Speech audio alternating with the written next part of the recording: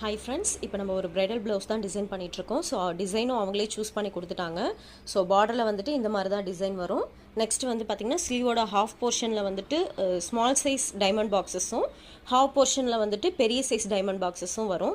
இப்போ நான் வந்து இந்த ஸ்மால் சைஸ் டைமண்ட் பாக்ஸஸ்க்கு நான் வந்துட்டு ட்ரேசிங் பேப்பர் கார்பன் ஷீட்லாம் யூஸ் பண்ணி நான் எதுவும் ட்ரேஸ் பண்ணல.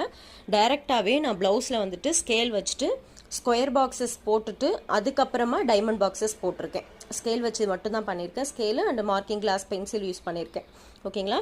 இந்த மார்க்கிங்லாம் நம்ம எதை வச்சு பண்ணணும்னா அந்த ஸ்லீவோட சென்டர் பாயிண்ட்டை வச்சு தான் சைடில் வந்து 1 இன்ச்சுன்னு கால்குலேட் பண்ணி square boxes first straight line, அதுக்கப்புறம் கிராஸாக ஒரு லைன் போட்டு ஸ்கொயர் பாக்ஸஸ் போட்டுட்டு அதுக்கப்புறமா இந்த ஜாயின்ஸ் எல்லாம் ஜாயின் பண்ணுற மாதிரி நம்ம ஸ்கேல் வச்சு மெஷர்மெண்ட் பண்ணி போடும்போது நமக்கு டைமண்ட் பாக்ஸஸ் கிடைக்கும். இதில் இந்த 1 இன்ச் ஸ்கொயர் பாக்ஸஸ் போடும்போது 1/2 இன்ச்சுக்கு டைமண்ட் பாக்ஸஸ் கிடைக்கும்.